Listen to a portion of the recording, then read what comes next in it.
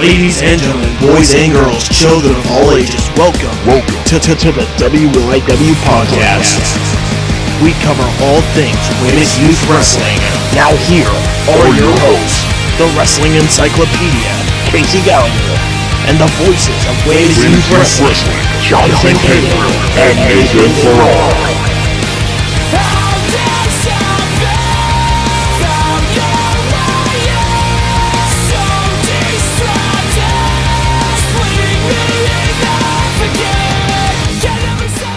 Ladies and gentlemen, we are 2 days away from Immortal. I can't believe I'm saying it. Welcome to everything you need to know before the WYW Immortal. I'm the Wrestling Encyclopedia, Casey Gallagher, here once more with my fellow voices of Weymouth Youth Wrestling. Mr. Excitement, Jonathan Caterer. Yo, yo. And the man who has kindly agreed to let us use his house for this podcast, the main man himself, Mr. Nathan Farrar. How you doing? Oh, what are you, Enzo Amore right now? How you doing? No, I'm not pathetic. Oh. But he is the realest guy in the room. How you doing? I am. I'm the realest man. I mean, you're the I'm main man, so I'm the realest man. Exactly. You're the main man, so I mean, I hope you're the main man with the weird haircut. What haircut? What do you bald. mean? Yeah, I was about to say. That you think. Wait till this shit grows out. It's actually a bald toupee. A ball cap. Anyway. Cap. This whole time, he's been deceiving us. It's a bald tope suicina. Mamma mia. Here I go John again. Cena. Anyway. Sorry. But yes, ladies and gentlemen, we are 2 days away from Immortal, so we figured, why not give you guys a bit of a refresher Hey guys, if you didn't figure out what's going on and you've been watching for about 2 weeks. 5 years, let's catch you up to speed. No, don't watch the test matches. That's what we're for. So that way you don't have to watch about almost 20 hours worth of footage. Yeah, and Okay, probably they're not our finest hour. Probably 8 or 9. Definitely, as much as I love this company, definitely not you guys' finest. Probably 8 or 9 hours, but it feels You like had some 20 gems hours. in there, but There was definitely some gems. Oh yeah, really good gems, especially when I don't want to look at them. Because I don't want to hear them, because my God, our early commentary sessions are just trying to figure out what the hell to do. yeah. Because we were kind of thrown into the situation, like... At the start. But anyway, yeah. nobody cares about us. Let's be honest, we're just some voices that people listen to, just so that way they can get through the thing if they don't know what move's popping up or what's about to happen, or if they want a little bit of comedy added to some of the serious moments. We're just there to be the mediators. We're there for you guys to figure out what the hell's going on and why it's going on. Let's be honest, wrestling would be boring without commentary. Yes, we're the through line for you guys. Yes. And with that We being exist said... to entertain you. And with that being if you're not said... entertained, then stop watching. Yep. There you go. Simple as that. Yeah, But, I just gave you a whole life lesson about watching wrestling in like a second. If you don't like it, stop watching it. Mm-hmm. And if you do, well, watch specific stuff that you know you're going to enjoy. And if you like all of it, my God, you really need to get your head checked, because there's some stuff out there that you really DDT, for example. Anyway, I'm kidding. Listen, you really don't. This is going to be a 3-part series for everybody wondering. This is not going to be all one. Yeah, it's not going to be all one. Yeah, we're going to split it up into 3 little parts. Well, as we like to call the 3 timelines of WYW. Yes, There's a test match timeline.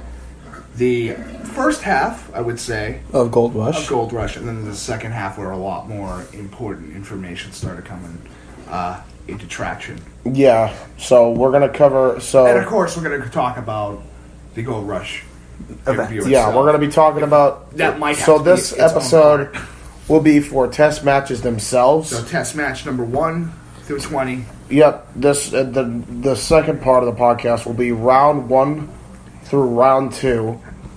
And then the third podcast is going to be the quarterfinals in Gold Rush, the mega event. So that's how this is going to be structured. So that's what you guys have to look forward to before Immortal. Which is so crazy to think that if you want a little history lesson, here it is. Which is still crazy to think that in 5 years. By the way, I'm going to let everybody know, name another wrestling company besides, obviously, the WWE that really Double. double of E. Thank you, Aku. Yes. Yes. That actually goes into the history of not just. I mean, let's be honest. There really isn't a thing out there for the history of every storyline that's ever existed. Yeah. For that company that talks about the faces, the heels, and goes into why A is fighting B, or why C got involved with A and B's rivalry, or why D is going after C, who's having a feud with B, who's having a feud with A. There's not a lot of that structure that's talked about. And we're going to be taking them through the ride of Weymouth Youth Wrestling. And what a ride it is. I say let's go in before that. Let's talk about a little bit of the background. WYW has been started it was 6 years ago. A small independent league. Yep. 6 years ago was an independent league. An armory in high schools. Birthday parties, bar mitzvahs, like... I love cake. Yes. We all love cake. And cake is awesome. You know, since it was just really a small-time indie league running small shows... It was Nate and I were really just kind of helping produce the product. Really, it was more the fact that it started off in our little high school. Yeah, on the armpit of the world, in Little Massachusetts here. Mm-hmm. And it's one of those scenarios where you take a look at it from a bird eye view, and it starts off with 5 guys. Well, six at start that really gave a name. And it starts with Michael X, James Archangel, Brandon Curtis, Johnny Starr, Sean Maverick, Ian Lancaster. Now, Chris Phoenix and all those other guys would show up later. But if you take a look at some of the big heavy hitters that have shown up in WYW, they've been there since day one. Not only just launch the league that they are in, but to show that they can take a beating. They could take the damage and that they can keep dishing it out and keep going forward. And no other superstar has ever showed that more than Sean Maverick. And when he first came in, he was not the biggest guy in the room. No, he wasn't. He was definitely tall. He was a 225-pound glass of water that came in with nothing. We missed him for about 3 months. He came back, and he was built like a goddamn jackhammer building a fucking road. He was huge. And keep in mind, the reason he was also 225 was because he was trying to make it into the Marines and succeeded. And when he got in, he just decided, wait, I just have to keep my waist size down. I can still get big. And he got massive. And then he went for... in the healthy way. He went for a 2-year tour after that point. Yep. Japan, Canada. Yep. Places like that. And then he came back, and then he was definitely something new. Oh, hello there, Massachusetts Police Department. That decides, hey, I'm doing whatever you're trying to work on. So, it's just. Well, anyway, gotta go, guys. My ride's here. And then you look at a guy like Brandon Curtis, who started off with nothing. The guy showed up in sweats his first couple weeks in, and then you get to see the evolution of his character. And he still maintains those sweats too. He just he's got those camo sweats that he's maintained and stuck with now for many years. He figured out. I say WYW was a great starter for a lot of people to figure out what they wanted to become in this little business here. Yeah, and it started off with. We had a couple of guys that would, repair the tables and things like that, and then that became its own thing. And then, of course, we have the roadies who started with us and have still been with us since day one. Yeah. Who have, is that a soundboard? Is that a lighting system? Oh, yeah. We're going to have some fun with this. As I said, it started off with 5 athletes, and no joke, probably around 9 guys, including you and I, yeah. John and I at start, that's like nothing. That is a nothing independent. Just for the record, folks, this section of the series is as educational for me as it is for you. So it's good to hear from a different perspective of how it started. And of course, you have Michael X coming in without the mask at start, trying to figure out what the character was what he was going to become. Yeah, what he was going to build himself up to be. James the Archangel didn't even have the guard gimmick at start. Yeah, and not even just that, but remember, our original name wasn't even Weymouth Youth Wrestling. It was actually it was Weymouth Youth. It wasn't even Weymouth Youth Wrestling. It was Weymouth Wrestling Entertainment, which was like it was a shitty like jab at WWE. And we're at that point now where we just care less and less. Yeah. I mean, I don't even know who started it because it wasn't us. No, it was definitely a joke that somebody had. Yeah. But and then they just decided to ram with it. And we're at that point now where we can look at this huge roster that we have a fucking 45 goddamn athletes and sit back and go, yeah, I think everybody wants to know how that started. So yeah, and then of course you have Ian Lancaster showing up later. You have Chris Phoenix.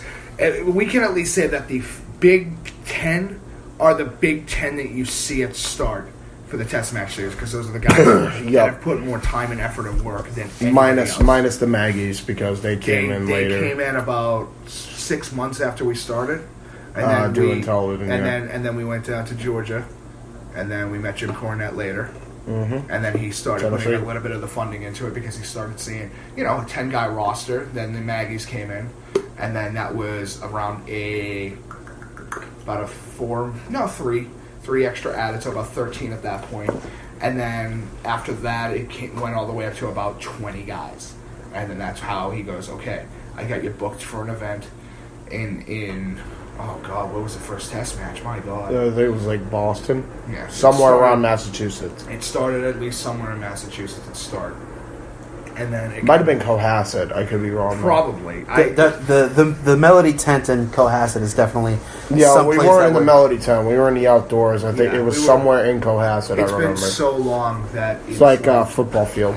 Yeah, we started off again with tiny little venue sizes of, I'd say, less than 5,000 people showing up.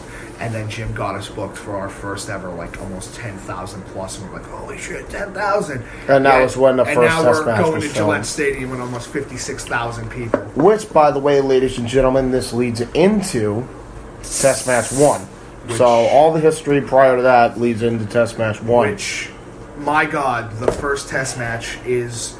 you could see how green these guys were at start. Man. Green as you could possibly get. Greener than goose shit, as some people say. And you get to see... And James Archangel was wearing a lot of it. Yeah, he was. That's my joke that's my one joke per episode of the podcast. You're welcome. But we can at least say that is... These guys finally have established who they want to be. From this point on, they finally figured out. Yeah, they were really the first two, and they've stuck with that. After year MO. 6, after all the small venues, after all the armories and shit like that we've ever been in, and finally getting an actual venue size of almost 5,000 plus, almost I'd say 6.5 if I remember correctly. 6,000 people, yeah. Almost 6.5. I'm going to say 6.5 because I'm not 100% sure. Fair enough. But it was. Not a huge venue size, not really. At least, but it was big enough for the time. Today. It's big enough for the time. Yeah, and now we're getting to a point where that's the first match between two not only tag teams but rivals. Yeah. They were. And I gotta be honest with you, I'm of two minds on this particular test match. Watching it back, sloppy. Watching it back, you can see that these two. Let's be honest. As far as like a technical or just general pro wrestling showcase, that match sucked. But as a car crash, these two kicked the hell out of each other. That they did, and that's kind of what the basis of WYW has been around. Yep, and you can see it wasn't pretty, but it was. Oh, it's a motorcycle hitting a brick wall was the first one. We're at the point now of it's a 20-car pileup. Oh my God, it's a 20-car pileup. Holy shit! Somebody stopped the 20-car pileup. I mean, the biggest spots. A little late for that, don't you think? Yeah, the biggest spots in the match that I think happened, which really showed the versatility of these two. Damnation bomb through the table, and then the execution bomb onto a ladder propped up in the corner. A horizontal vertically, stretch. Which, if I remember correctly, ended the match. Not vertically. Yeah. It was vertically, but it was sure? It was in the corner. Yes, it was horizontal, not vertical. It was laid across the ropes. Yeah, it was laid across the ropes. It's horizontal. So, is it horizontal? Yeah, that's horizontal. See, this is why I was in English and not in shaped. Wait, That's not shapes. That's geometry, and you're dumb. You're just a dumbass with direction. You got lost on a road for 2.5 hours. I am the terrible with fucking venue was down the directions. street from your own hotel room. You could have walked to it. You drove for 2.5 hours and didn't know where the hell you were. You were in the backwoods somewhere, and we're all sitting there going, "Yeah, we've had to. Where the fuck are you?" Alone. Yeah. I don't know where I am. Turning on GPS. How are you that far away? You're like right down the street from the venue, man. I don't know. I was really out of it. I didn't To be know. fair, But anyway, listen. To be fair, we were on the road for almost 36 my hours. Up to that point. idiosyncrasies aside. And you had a lot on your mind to begin with anyway, so. Yeah. But besides, I was there. We called that match. So after that And it's detonation terrible. bomb through the table, after the execution bomb, I realized, and just the whole match. Yeah, it wasn't pretty. It definitely wasn't pretty. But you know what? We got something here. You know what? You know what it was? It was the fact that it wasn't pretty that I think was so unique about it, because it's a match where it felt the real. first- It didn't feel like a match. It felt like a fight. Like the jockey and Well, that's the whole thing as well, is that this is where Michael X is a different version of his execution bomb at that point. Yes. And we see over time, his build gets bigger. James the Archangel, his build gets bigger. We get to see these guys go from this to main eventing at the Boston Garden. Yeah. With almost 20,000 people in the building. 19,286. Which is insane to think about. Which we will definitely talk about in part 3, Yes. but this is part 1. It's more that I want people to look at that and think about the reflection path of it started in Boston. It started in Massachusetts. Their feud ends in Massachusetts. Yeah. Their rivalry from the beginning. For now, from until the start. So as Snoop Dogg Well, would at the moment, now we know. So- until the next episode. Yep, as Snoop Dogg once. Because I can't say the other word. But anyway, we're at that point on the second test match. We're on a banger of a test match. A Dude. triple threat. A triple threat between Ian Sean Lancaster. Maverick showing off what he has. This is before the Titan Punch became a staple.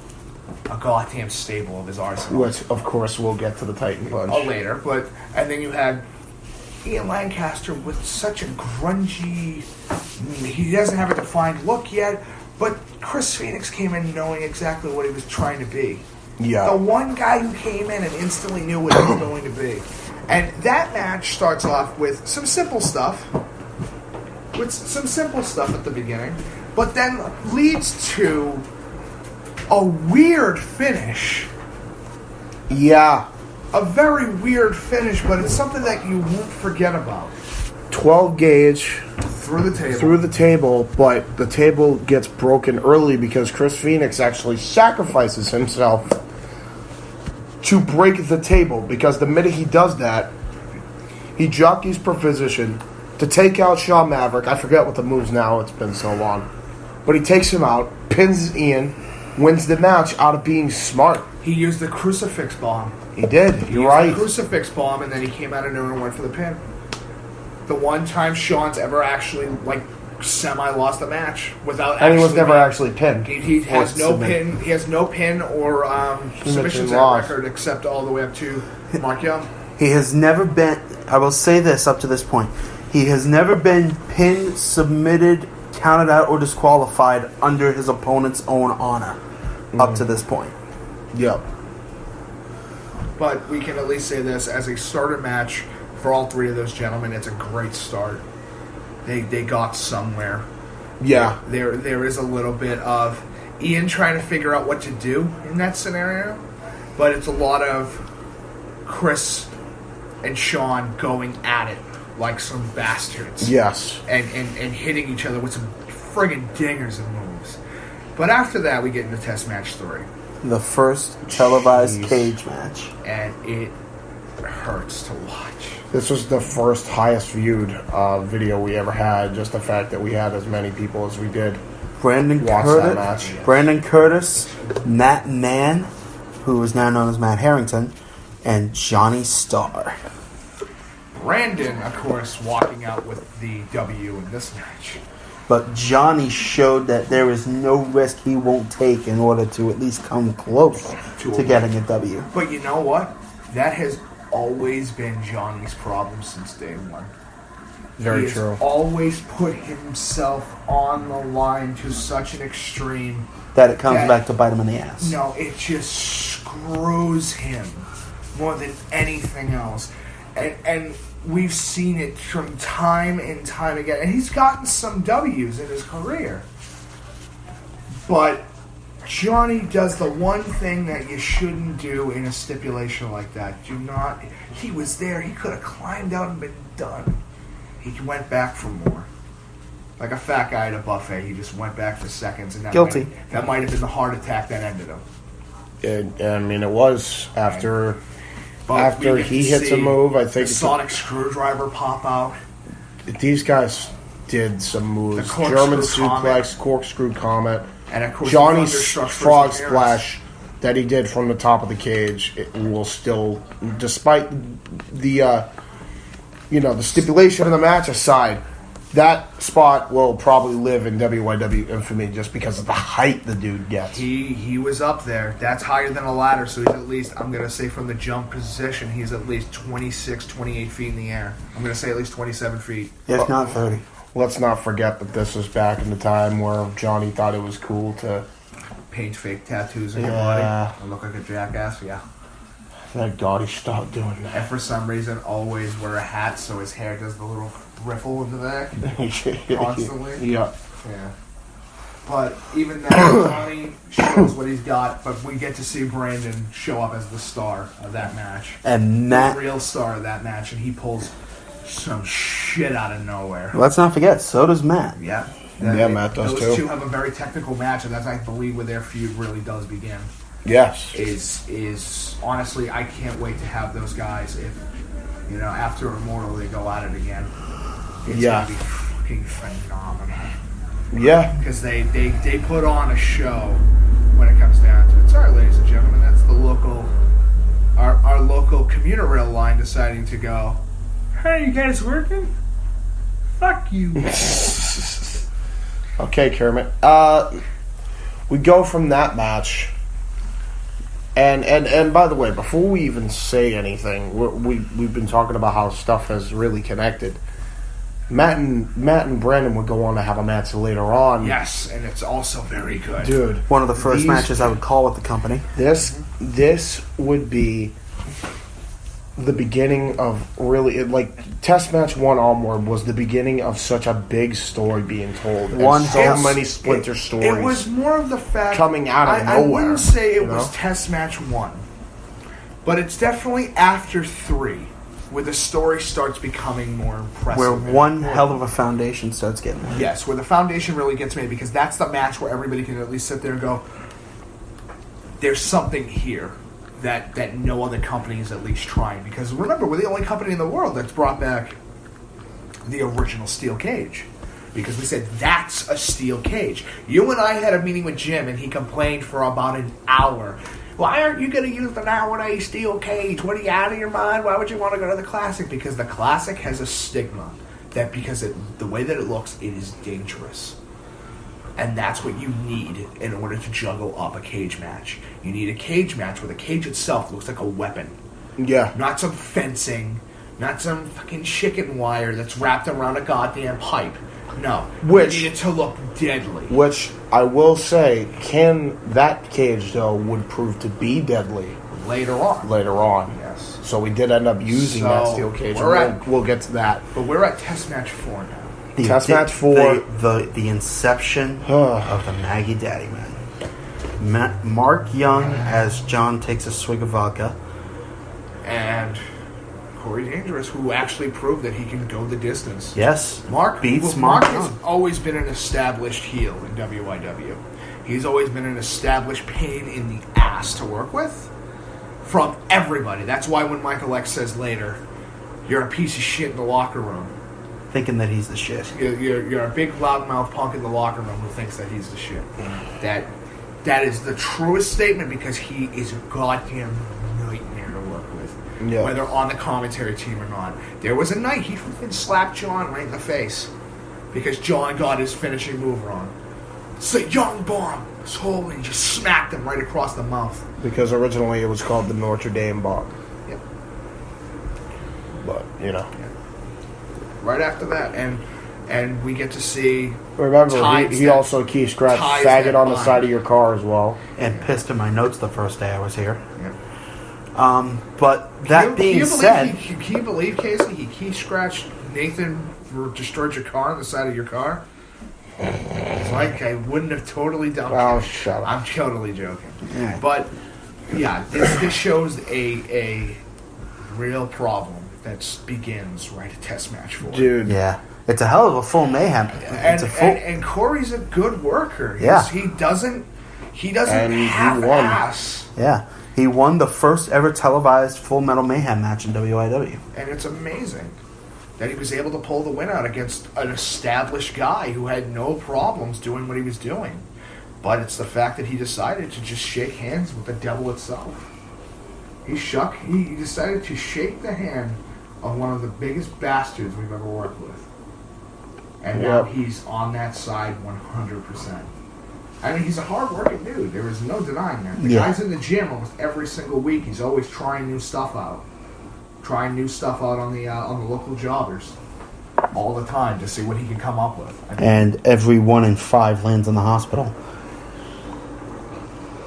It's frustrating because, like, they're great athletes, but then their attitude is just abysmal. It's abysmal. It's the anti-business thing where they care about themselves.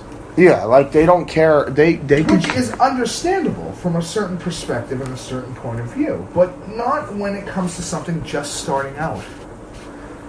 Yeah. And you know what? That's come to bite them in the ass more than anything else, if you realize it. Because my God, have they been put in matches that they shouldn't have been able to win. Anyway, we're at 5.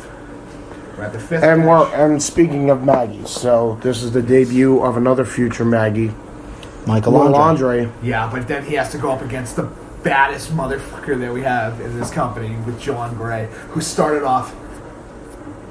No, he started off with a little bit as a problem. He was a little bit of a problem in the locker room. He was kind of. He was very secluded. He was very secluded, but he was very loud of an individual at start.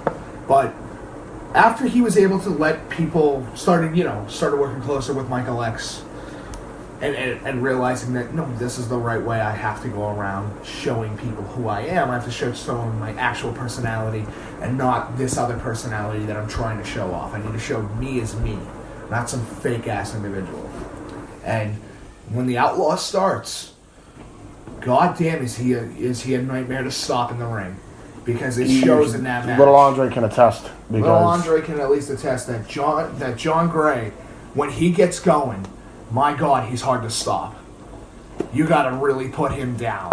And Little Andre did. Little Andre did put him down. But it took a hell of a lot to put him down. I still remember.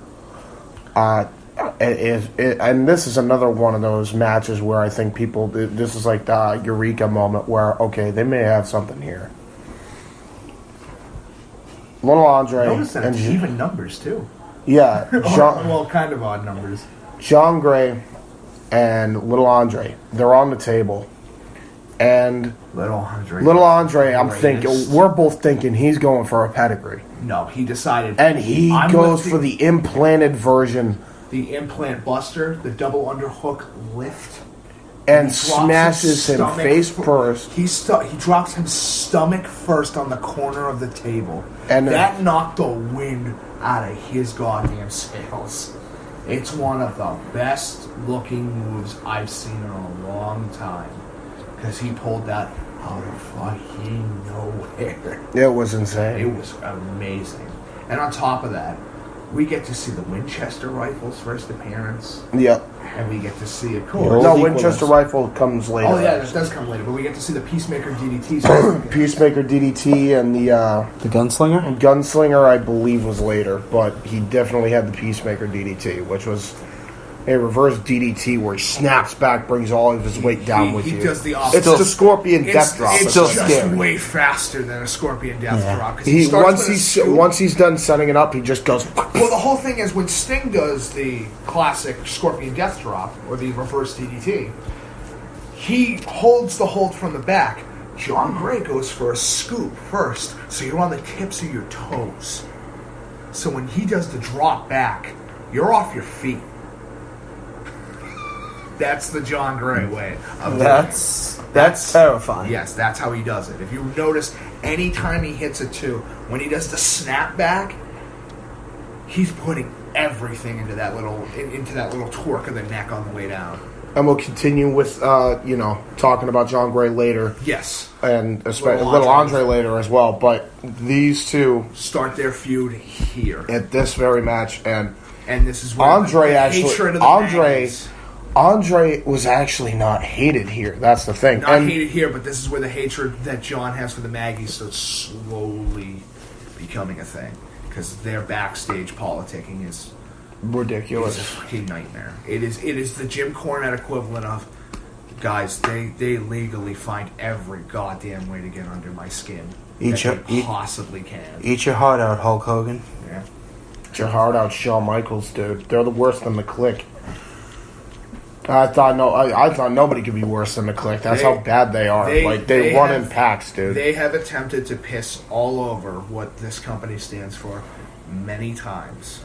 The problem is every single time we get that, we could get them fired off of this. No, you can't, because they decided to bring in their big money lawyer to come in and go. Yeah, they basically told us to go fuck ourselves. And it's frustrating because you really want to. Because, you just do. And it doesn't happen. And then we go into Test Match 6, which was the first ever Table. For the record, ladies and gentlemen, this match stipulation had never existed until It this. still shouldn't exist. But we're psychopaths, and we said It was. First off, we didn't book the thing. I was like, I didn't have a hand in that. I'm just there behind the commentary desk. Now, hold on. Before we start that, we got to talk about that match type specifically and how it started. That little baby was created by the Psycho Asylum while on the road. Because here's the problem. Two of the members of whom actually competed in this match. Yes, because obviously after getting dropped on your fucking head by Sean Maverick, you're not going to be able to wrestle the next couple weeks. And what happens is, we see, no joke, we see all three of them attempt to test this thing out when they were all friends, when they were the Psycho Asylum. The 6-man tag matches. And they had a tables match one night. The problem is all three of them went through one table at the same time. So Jim's sitting there going, okay, what am I going to do? And on the same goddamn night, when he's sitting there writing all this stuff down, on the same match, not even 15 seconds later, Nick Switchblade, J Bones and all them went to the back, came back forward with another table, squirted it down with some gasoline, and lit some lighter fluid, and lit the fucker on fire. And then they all grabbed the microphone, and they all said at the same time, and this is a table from hell. And then the actual match began. And of course, the first victim to go to the table from hell is actually J Bones. And then after that, of course, as we see in the... And that was just at the time they liked each other. Yes. And then after Ladies and that, gentlemen, I hate to see what happens when they hate each other. and that's what you're going to be seeing in Immortal. Now, I regret ever saying that I was drawn to this match. Two of those men were in that match. one of them already has gone through. Two of them actually so far have gone through flaming tables. Actually, all three of them have gone through flaming tables. But on that night, we have J Bones, Nick Switchblade, and Kyle Weaver of all people. And by the way, that's his first match in WYW history, and he wins the frickin' thing. Wins a match that was created by two other people. And the way we never get to see the Dynamite Destroyer as it truly is, because of course some fucking asshole in the crowd Had the sign. decided to take his sign and put it right over the crane shot camera in a split second. The minute he hits the flipping pile driver. And, which I botched horrendously, I might add. Yeah, but it happens. Again, it was the first time we've ever seen the Canadian Destroyer used in such a way. Yeah. But Kyle does it in his own way because of his light body weight and everything else. Because of his own momentum, which he's done to fucking almost everybody in the company. It was the first time he unveiled the move, and it won him the match. He did it on Sean Maverick during the six-man goddamn ladder Which we will match. talk about later. But he's able to do it on everybody. And Nick Switchblade's the first victim. And I think, honestly, that's where Nick's whole personality change kind of begins, is that night. Yeah. Where he gets not only head first to the table, but he hits the barricade from the actual Dynamite Destroyer. Yeah. Which is fucking brutal. I mean, he already was a psycho enough because of what he went through, but now he's at the point of a sadistic bastard. To a point where he likes to torture people. We'll get into that in part 3. And of course we see J Bones' first appearance, rocking his original face paint. And showing off his personality just a bit in the match. Showing off the goofy, fun-loving individual that he still is. But Kyle and him went nuts, man. They went at it, man. That's just the right way to do it. They went at it. And Nick Switchblade was just outside in the ring, biding his time, waiting for one of them to tire each other out. It wouldn't work. Which, you know what, though? That's smart. What? Let me finish this segment. Oh. Wait. So, then we move on to Test Match 7, which is sad to look on now because of what happened to the man, Jason G, since he can no longer wrestle after the injuries sustained. Sadly. But it's Jason G versus Azra Smith. Which, as a starter match for both of them, we get to see Jason's personality. It was an Iron Man match. First ever Iron Man match in the history of the company. And we see Azra. Honestly, I wouldn't even call this Azra's real match, because his real match is with James later, to show off how he works in the ring. But Azra's had a showing in here, though. He has a little bit, but we both agreed the night it happened, no, this is the Azra Smith you need to be fucking worried about. This is the Azra Smith that's going to kick your ass. But their match together is not bad. It could have been worse. Commentary sake, we did what we could with the little amount of information, because this is before Casey decided to come and go, hey, dumbass, I wrote down some move names. Here, have fun. There was not to brag, but here's a couple move names, stupid. Here. I wrote down what they call the finishers. Oh, that's actually really fucking helpful. Thank you. Yeah. This is where Casey was still a little bit of a roadie back then, which is the funny thing. Yeah, Casey was a roadie. So you have the vision. Some warrior searching for soul. I am the roadie.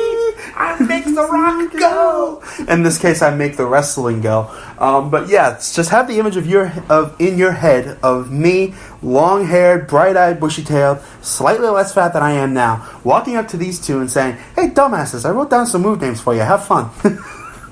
That's not even a joke. Which was honestly the first time he ever came up to both of us at the same time, which was the funniest bit. Because he talked a little bit to me and a little bit to John back and forth, just going, yes, so this is what's going on tonight. I know that this match is happening. I wrote down their moves list. Here you go, have fun.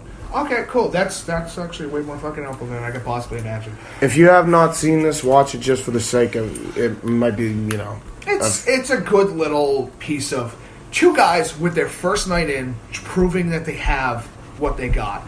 But let's be honest, they both will have a match later that defines their career. Yes, absolutely. That makes it way more interesting. Yeah, they really and after this starter match, which, by the way, those two have not an issue with each other at all. No. Jason has no issue with anybody. He's in the developmental camps right now training up the next athletes, which is awesome. I can't wait till Santiago shows up soon. I can't wait either. He's all set from what I've been told. He is all ready to go. I'm also gonna say this as we continue.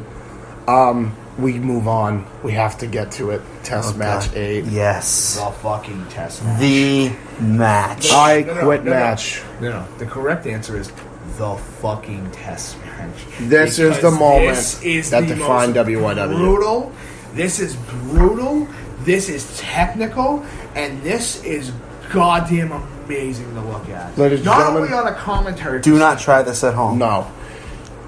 Future Shock DDT on steel chairs, on ladders. You got Will the debut Ferrell of the facebuster on the sledgehammer. You got the debut 12 of the gauge on the outside under the concrete. Thunderstrucks catching, Sean Maverick out of midair. The debut of the Titan Punch. First appearance of the Titan They Punch. go to the backstage.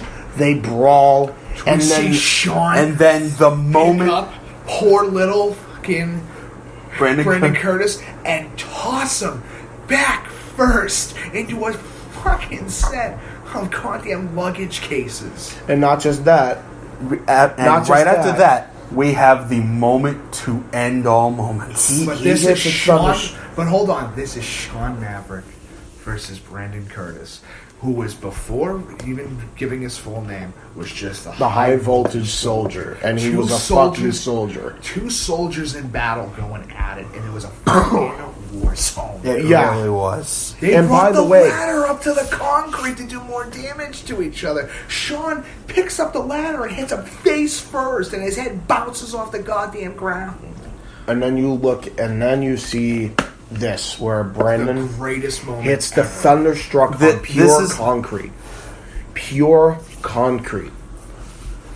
He goes up to the top of the roof. This is the moment that will outlive WYW. Sean starts walking out slowly because he's really confused. He just got thunderstruck. He lost about a pint of blood in that match. He basically took a diamond cutter on concrete. That's what it was. All of a sudden, Sean walks out, looks up in the air, and here comes 40 to 45 foot drop from the Titantron. Out of his fucking mind comes Brandon Curtis off of the Titantron. And he does it in such a way that the cameraman caught him in the last couple seconds of that drop. And it looks amazing. That was why that was the intro to the show forever. And it still is. I was talking. It's so fucking brutal. Later that night, I was actually talking in a bar with the camera guy that actually shot that. He was looking at me like, dude, I think I just had my money shot.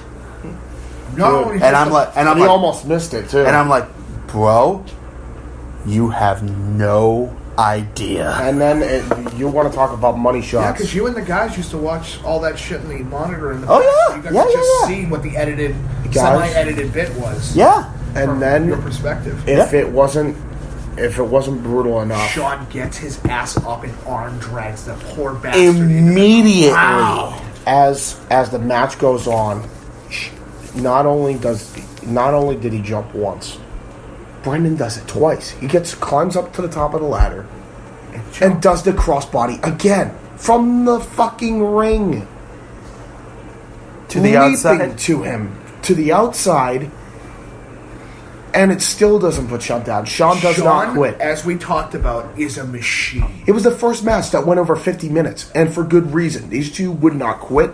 This was an I quit stipulation. The winner of this was going to get a spot in the future Gold Rush tournament. This is when the Gold Rush tournament was starting to be built here. And back when it was still under the 16 superstar line. And not just that, we get to see Sean do the most devastating suplex ever. He gets 2 steps, brings him on the outside, grabs a ladder, tosses that on the outside, throws poor Brandon into the corner unconscious. You got to remember, he did the wheelbarrow facebuster on with sledgehammer before this. Punches Brandon with a Titan punch to the side of the fucking head, so Brandon doesn't know where he's at. Gets up on the goddamn turnbuckle and superplexes his ass onto the ladder and the which steps. Michael X would later copy and use against Victor Scott. Scott. But it didn't work out the same way because that did not just end the match. But still, Brandon had to give up at that point. He was in so much pain. He broke one of the friggin' discs in his back. He was almost paralyzed. He was fucked up. And thank God for... I always say this, thank God for our medical team. Sean visited him every single day for almost like a month. He almost broke a disc in his back. It wasn't quite broken. True, but he's still fucking hurt. He's definitely It doesn't matter if it broke or not. He's still in pain. Yeah, all the Severe The pain was there enough where he's like, Yeah, stretcher? I don't think I can move. Yeah. I can't feel anything. Yeah, stretcher? Yeah, I'm done with this. The one time that we can at least say that Brandon tried to walk out with his own mic, but his body was just so beaten that there was no way for him to do it. But nobody could blame him after a Even performance Sean like gave that. him props. Yes, and rightfully so. And then Brandon came back like almost 2 weeks. Like almost Yes. And we'll a month continue with later. that. But first, we have to talk. And this is when we actually interviewed him before the match. He was still hurting, but that he was going to be coming back next week. He was going to challenge Ian Which he's out of to his a mind. table from hell. To a table from hell. Now, on this, so everybody knows, the vest that he wears now, the brand new vest that he wears, has a little bit of a back support in it. So he could take a hit to the back and he'll be fine. Which Yes. makes a lot of sense, because after something like that, I'm going to want to protect my spine as much as possible. Yeah. Which is fine, because Jim's never had an issue with somebody wearing at least a type of protective gear in that type of situation. And then Situation? What the fuck is wrong with you? situation. What's and in this? as we're talking about that, we go to a Full Metal Mayhem which happened to have Ian Lancaster in it, which Ian Lancaster would win. This is a regular match. This is a regular match. Winner gets the briefcase. Ian and J-Bones, 2/3 of the Psycho Asylum, and John Gray. Which John was not expecting, because Nick Switchblade disappeared. It's not shocking, because he did that a lot. He still does that a lot. And it's very unnerving. It's very unsettling when he just kind of disappears and nobody knows where the fuck he went. And next thing you know, you get a call from him at 2:30 in the morning. The Hello, how are you? I'm fine, Nick. plebeian, yeah? I'm watching TV. I can see that. What? Bye. Yeah, he's a little Yeah, weirdo. I don't trust that man. I don't think anything. Especially Well, I mean, after what happened on Off the Books, but we'll get to that another day. And that will probably be talked about when we get the chance, because that's actually... Ladies and gentlemen, you all we will say about this is, if you want to see a really good Full Metal Mayhem match, but with really terrible commentary, because this is when we were testing out the Rock Band mics, definitely watch this. Yes. Because By the way, the audio quality isn't terrible, but it's just... it's only one mic. It's only one microphone between two people, which is, as you It's can tell, very difficult. we're still Yeah. getting to that point. So we still recommend you watch it on mute. However, I would tell you this. This match gives you something that you've never seen. Yep, 100% brutal fucking ladder I shots. agree. Yes. Brutal fucking And ladder shots. it only continues from there. I was sitting back there with the man who would later be known as the Undead Soldier, Eddie Kelly. He was just coming out of developmental, and I was sitting back there with him watching this match. I'm like, how the hell are they standing? Yeah, and And Eddie his answer is because they're professionals. Eddie Kelly They can went, take a fucking hit. and then Eddie Kelly was very worried about his partner going into the next match. Yeah, Which I don't blame him. Because he was still hurting in the ribs area and also in the back. that's why he started wearing the little back plate for himself and with that. And which then is fine. and then the second ever table from Which, hell by the match way, happens. If you notice, Casey, Ian, when did he start using the Thunderstruck? Was it Test Match 8? Or Test Match 10? Test match time. Ian So he Lancaster. starts doing the Thunderstruck because he has that little back plate now. Alright. So it does way more damage than it really should. But Ian Lancaster pulls off some shit in this match. Powerbomb through tables, we scoop can- slam through tables. we can both agree. Brendan Curtis had a fucking baller match with him. And he gets a win out of nowhere. Russian leg sweep through a flaming table. Which the referee was saying, I don't know who won. And we had to look through the footage. Yeah, Brandon won that. He's the one that applies the move. So even if he went through the table at the same time, it doesn't matter. As long as he's the one that Scorched applies his the own block. body in order to get a W, and then afterwards he wasn't done. Because to make it undisputed, Because he's a friggin' madman. he puts him through two tables with a Sean suplex, sending a statement to him, like, "I'm still here, bitch. You ain't broken me. I may have said I quit, but I I'm not gone." and he puts Ian Lancaster through 2 tables, and then he does another suplex to a flaming table to seal the deal. There was no disputing that he won that match after that. Oh, there's none at all. Even with the beatdown. But he was there to make a statement. But on top of that, we get to see the technicality that's in Ian Lancaster that we don't see any other that match. was nuts. Like, for a hardcore guy, you would have never expected to see the technical wizardry of a guy like that. You don't expect Mick Foley to come out of nowhere and hit Hurricane Ranas.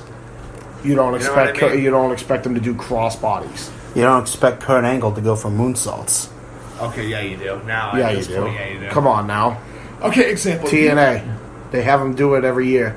Well, Okay. that I haven't seen. Okay, anyway, what I'm trying to say is this. You don't expect Al Snow Yeah. to come out of nowhere and hit one of the longest fucking belly-to-belly, doing a Brock Lesnar-style belly-to-belly suplex to somebody, ever. Dude, he Ever. was ridiculous with that.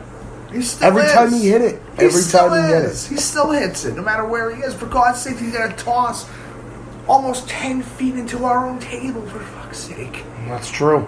That's true. But I remember that. But we're not... sadly. We can continue to talk about this match, but we got to move forward.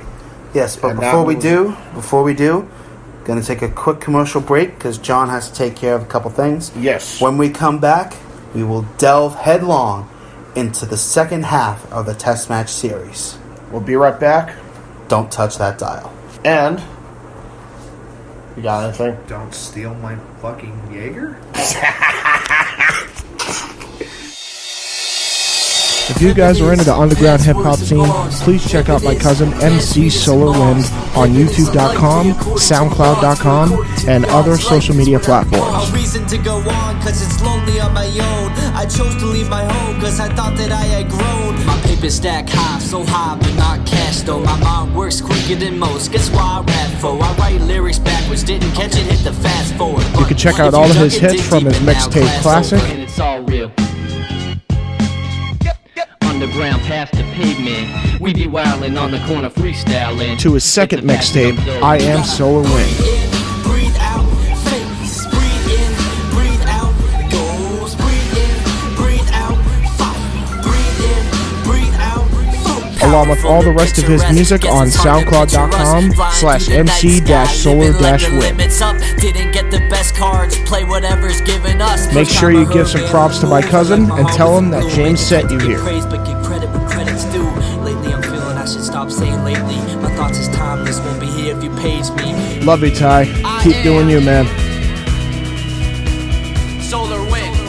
Proud sponsor of Weymouth Youth Wrestling. Labeled one of the best rock bands in recent memory and future rock and roll Hall of Famers, Disturbed are back with their newest album, Immortalized, featuring their hit single, The Vengeful One.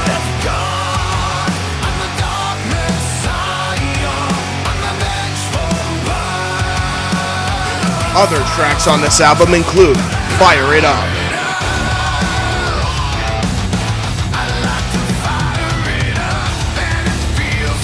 Save Our Last Goodbye,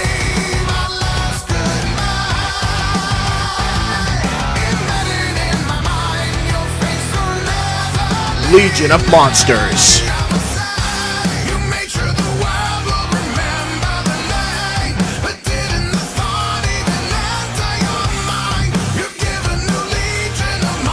the official WYW Gold Rush quarterfinal theme songs, Never Wrong, and The Brave and the Bold.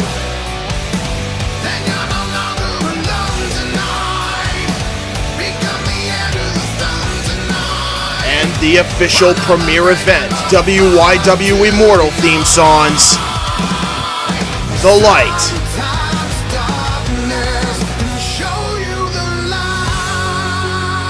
and Immortalized.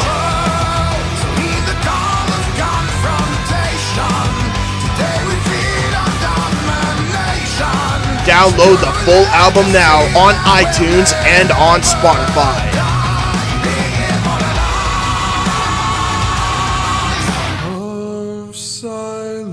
Disturbed, Immortalized.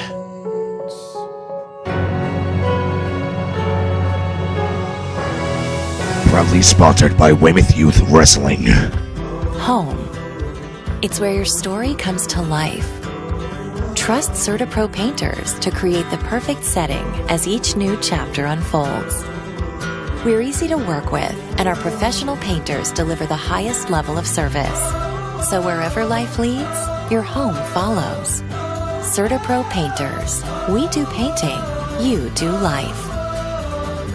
Schedule your free estimate at CertaPro.com. Proudly sponsored by Weymouth Youth Wrestling. Hi everybody, my name is Gary Hebert with the World Academy of Hockey. We all know Gary is a great skater and also a great stick handler, enthusiasm. Your hands will get better, your goal will get better, you learn how to skate faster and better. Developing that east to west lateral explosiveness. So that lateral explosiveness is going to lead to a lot more unpredictability and elusiveness on the ice. You know, now you see me, now you don't. You really have to develop those skating skills and stick handling skills. So listen, when you come to my camps and clinics, what we're after is this. We want to build a complete player, quote unquote, from the blades up. When we're on this ice, we're here to number one, work hard, number two, have fun. If we work hard and have fun, ain't nothing else that matters, okay? Improvement is inevitable if we're working hard and having fun. Isn't that right, Nick? See? Nick, isn't that right? If you would like to try and go to Gary Hebert's World Academy of Hockey, please go to the website www.garyhebert.com. Right there will be a sign-up page for you to sign up anytime, anywhere. Make sure to also check out the schedule page and check out the different events that are on there to see what it's really all about. Gary Hebert's World Academy of Hockey, the breakthrough hockey performance center of North America. From the blades up. Proud sponsor of Weymouth Youth Wrestling. This is a public service announcement by Radio Massasoit. Hey, you. Yeah, you. Texting on your phone while you're driving. You don't think there's anything bad that could come about it? Huh, it's just a simple text, right, that you're sending out to a friend? Well, what happens if you hear this?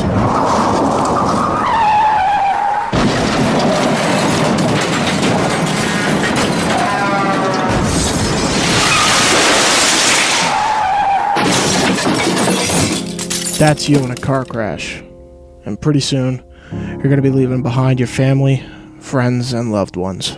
Next time when you're on your way to school, wait until you're off the road to text someone. This public service announcement about texting and driving was brought to you by Radio Massasoit, where success starts here.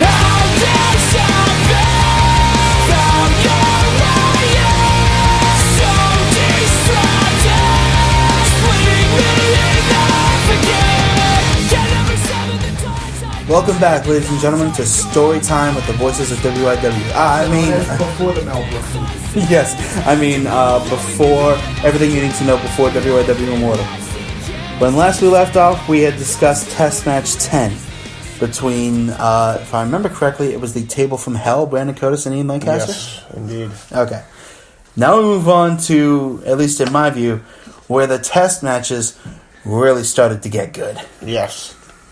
Test Match 11, Azureth Smith's coming out party. As they say, Test Match 11 is just pawn in game of WYW. Oh my god. Well, stop it. Now punch that horse. Because that's what these guys pretty much did, is assaulted a horse in the middle of the town. They beat a dead horse, but in this case, the horse was the ladder. No, they ate that horse. Dude. You gotta get up and eat that horse. James Archangel and Azureth Smith taking their best attempts at just slamming each other from the top of the ladder. Oh, the correct answer is uppercuts, drop kicks, moonsaults. Shit out of each other.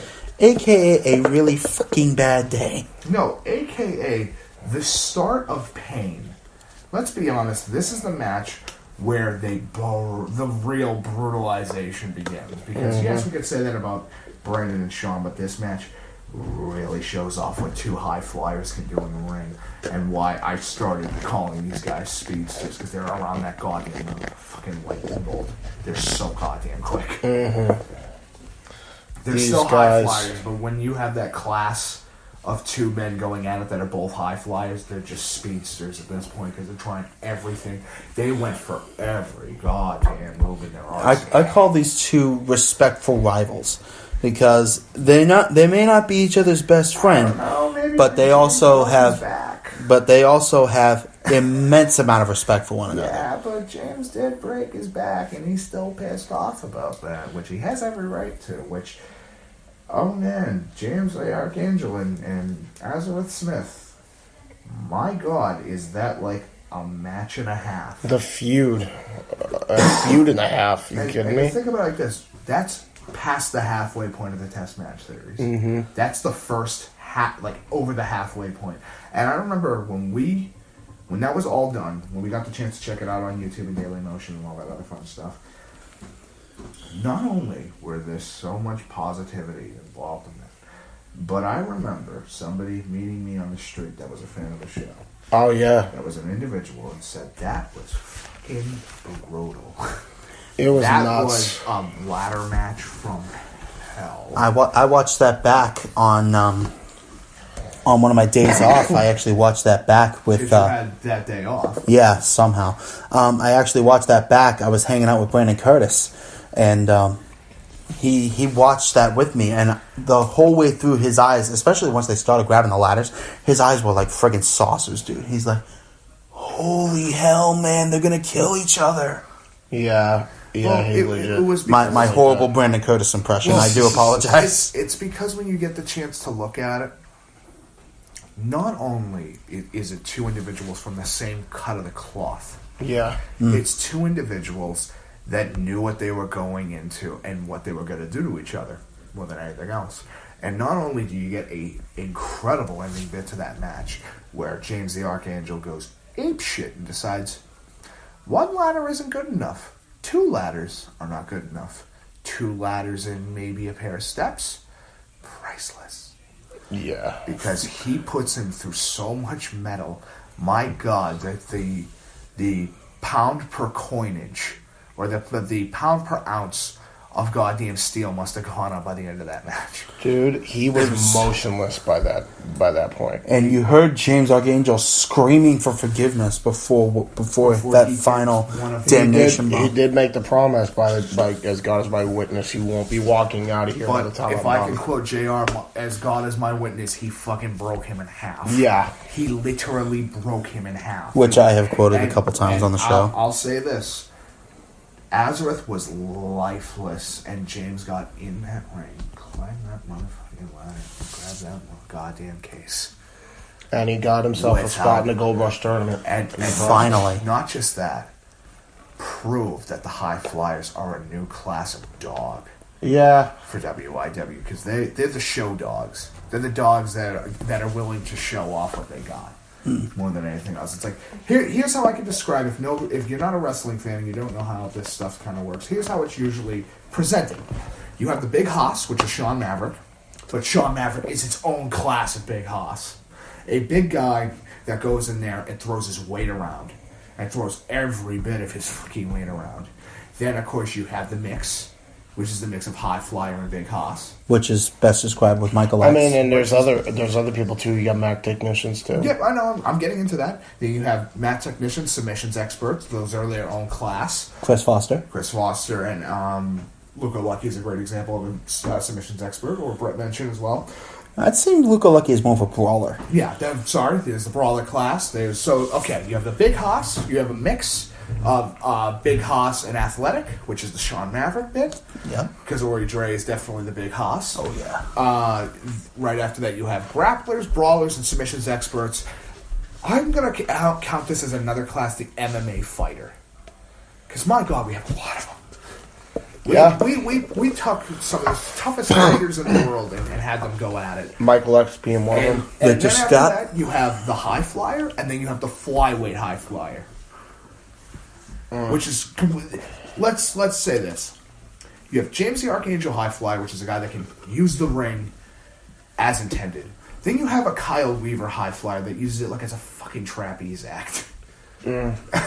that bounces off the ropes, that is able to go the distance and show off these incredible high-flying athletic moves that nobody else on the roster is trying. Some people like to call Kyle Weaver the speed demon. He is. He's like one of the fastest members of the roster. He's so goddamn quick. But even then, with this type of match, we get to see the base High Flyer for what it is. And this shows off what the base High Flyer can do. And, like, example, Test Match 8, we get to see Sean Maverick and Brandon Curtis going at it. I do that now. I know, I'm just messing with it. Just make it see it, ladies and gentlemen. His fiance. Lovely lady. But anyway, we get to see Sean Maverick, a big hoss, the master mix of a big hoss and athletic guy, go up against a pure grapple technician and brawler. Yeah, and the quintessential top of wrestling, who can do everything with necessity to win. Yep, I agree. But we're not at that now. Right now, we're at the Test Match 12, which, before the match even begins, starts, well, the troubles of the Maggie Daddy men. Truly begin. So, Mark Young is backstage with James Archangel, of all people. And by the way, this was back when James Archangel was just trying to get along with everybody, and instead of realizing the obvious of this guy hates everybody, and he hates you. Yeah. But as we know, looking at it now, he was at least trying to create peace in the backstage, because that's what he does. And it was shown on camera. Which is admirable. Which is his personality, which is fine. But right after that, I have to say it. James Archangel, yes, is the heart and soul. We've called him that since almost day one. Because that's exactly what he is. That's what he is. He goes in and he shows off what WYW is capable of. And his brother in arms, and brother at war, Michael X, is definitely the locker room general. Mm-hmm. Because he will not take shit from anybody in the backstage. Example, one of the guys on your old crew started being really mouthy towards his significant other. Here comes Michael X. And out of nowhere, Michael X puts him in a chokehold and slams him head first into the guy's own truck hood. And the next thing I hear out of Michael X is, anybody else want to start some shit? Yeah, that guy didn't work for WYW for too long. But you know what? That's probably a good thing. It's a good thing at the end. Mm-hmm. And after that, so Test Match 12. I'm like, note to self, don't mess with that guy. And we finally get to see Michael X and Mark Young go face to face. We have the top heel. Well, before we even get to that, because hold on, the top heel and the top face meet for the first time. This is Test Match 12? I thought that was Test Match 13. That they fight for the first time on 13, but they meet for the first time on 12. Oh, yes. Okay, yes, that's... She's making tea, boys and girls. As you can tell, tea is very hot. But yes, in any case, we get to see them go face to face. They at least meet face to face for the first time, and Michael X is just making his way through. And it's one of the funniest moments that John and I have seen in a long time. Yeah, because Mark Young actually gets called out on the shit. Yeah, he gets called out, and he has no comeback. We have seen Mark Young has evolved fast in WYW to a point of, I don't give a shit who you are anymore. Yeah. I don't care who you are, why you're here. If you're in my way, I will pay to get my way past you, one way or another. If I have to break you personally or have one of my boys do it for me, I will find a way past you. Yep, and this is what happened. But Test Match 12 happens. We get to see the seeds of hatred become sown. Yeah, and then you have, after that little exchange in the back, you have Eddie Kelly versus Matt Man. This is when the Undead Soldier happens. Thing. Well, if it hit, it would have been the smartest thing ever. But a move that was going to solidify him as a member of the roster. And then all of a sudden, now we're getting into the match. We already talked about what happened on the same night. Now we're going into the match. And it's pretty good. It's very good. Eddie versus and Matt Man. Matt Harrington and Eddie tore it up this night, for sure. They really did. And we get to see Eddie start, let's be honest, he's the first member of the Extreme, army of guys that are coming in and putting their bodies on the line. On top of their souls on the line. Yep. Eddie Kelly? Oh, hell yeah. And it's one of the best moments ever because we get to see him do something that nobody else has ever tried up to that point. Yep. He set a ladder up on the edge of the ring, climbed all the way up, and a 25-foot drop tries to elbow drop this poor bastard to the table. But Matt is so fucking smart. He got out of it at the last second. And by the way, if you're watching, I recommend this match because it's technically good. It's technically good, and it's also brutal. It's brutal. Matt Harrington hits a double underhook suplex through 2 tables. As I would recommend for the test match series, I would watch it on mute. Yeah, our commentary was definitely not the best. Yeah, that night was... Our commentary probably didn't start improving till the next one we'll talk about. Yeah. But this is definitely one of those matches where it is phenomenal from a technical perspective and an extreme perspective. Yes. And we get to see Eddie really do something, prove a point that the Doom Brigade can not just deal the damage, but they can take the damage together. Yeah. And, example, Brandon jumped from the top of the Titantron. Eddie didn't get to the height, but he showed that he's willing to go the distance, and he jumped a fucking distance to hit that move. Oh, is that a 15-foot across? 15 feet across, man. From the table to the ring, that's at least 15 feet. Maybe 10. But he's still going from 10 to 15 feet across to hit an elbow drop. And he took that hit, and he was still able to go. He was still able to go after a goddamn spot like that. Yes, you heard that right, ladies and gentlemen. That was not the end of the match. Yes. Ladies and gentlemen, they kept going until Eddie clawed and scratched his way to secure himself a spot in the Gold Rush tournament. The heart on that guy is ridiculous. I thought Matt won that. I thought Matt happened to have won that one. No, I believe it was Eddie. I could be wrong. We can look at the footage really quick and we'll get back to it, guys. Yeah, but I'm pretty sure one of them did. Because I'm pretty sure Matt didn't win until 19 to secure himself a spot in the tournament. Yep. And on top of that, not only is the extreme... It's definitely Eddie. Don't worry about it, Casey. He's going... Casey's actually checking for us. I know he will. No, I know for a fact it was Eddie because Matt didn't win his until 19. Sure, but we can. I remember that because we saw it. We can at least we'll discuss it when we can discuss it. Yeah. But in any case, not only is that a fucking phenomenal shot, whoever was the cameraman that night nailed that fucking. Yeah, they get their money's worth that night. On all 3 angles of that goddamn elbow drop. That was good distance. That was my buddy Gerald. He's an excellent cameraman. You know all the cameramen too, so. Briggs? He wishes that was his last name. I know. But in any case, yeah, it's one of those things that you get to see, like an athlete go the goddamn distance. Yep. Than any other athlete, and Eddie proved the point. And on top of that, we get into the next bit, which is 13, which has...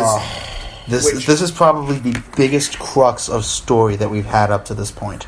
This is honestly the moment where we can at least say WYW took a goddamn nosedive into a different direction than we thought at the start. Yep. Because we see Mark Young do something to an athlete that we haven't seen before, and he fucking... Michael X was not expecting what he was walking into that night. No one did. Nobody expected him to go and grab the glass and start shoving it into his legs. And on top of that, just somebody setting something up in the house. Anyway, continue.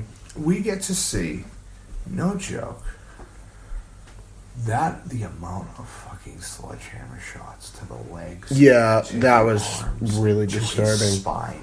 He almost paralyzed. The moment that is the sickening image to me was the glass, obviously, but the second was the dusty finish. The Taipei glass into the dusty finish.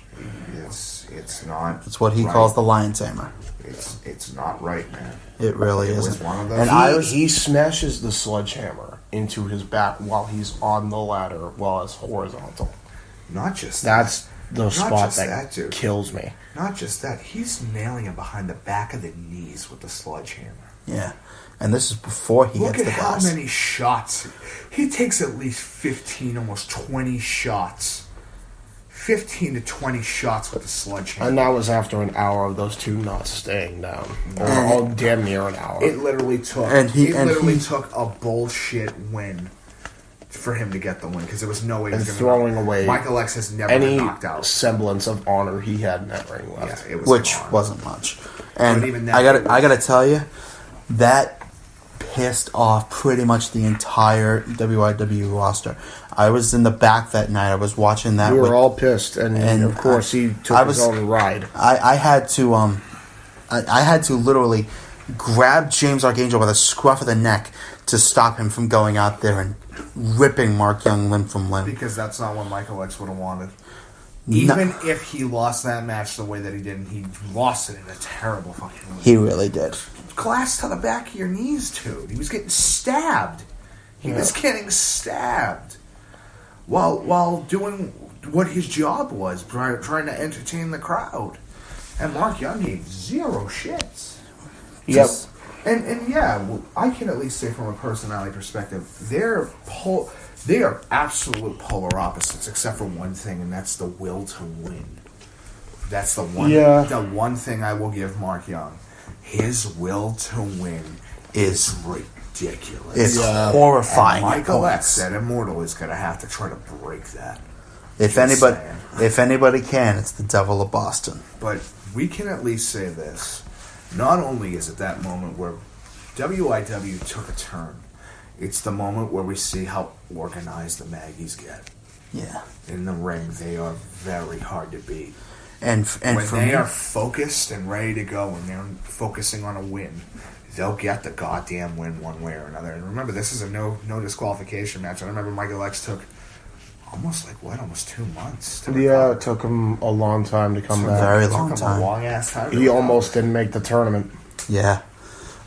Except for when he has the moment of a lifetime. Yeah, which we'll get into later. Yeah, but still. And for me, we found out about his injuries where his spine and leg had broken. Almost like the following and he week. rehabbed like a mofo to get back. With John Gray, and if I remember correctly, by that time he was also training Luca Lucky. Yep. Which is nuts to think about. Even in his crippled state, he's still trying to get the next generation out there. And on top of training, you know who. And not even just that, but then we get into Test Match 14, John Gray, Little Andre Part 2. How does that start the again? debut of the cell block match. Oh, how does that start again? Oh, yeah. Little Andre, here's what Mr. Cocky Man tries to do the Mr. Cocky thing. So then goes out into the back. And then where Mark Young's waiting in a limo. Yep. That they probably stole. So here's the deal. And this is everything that we know.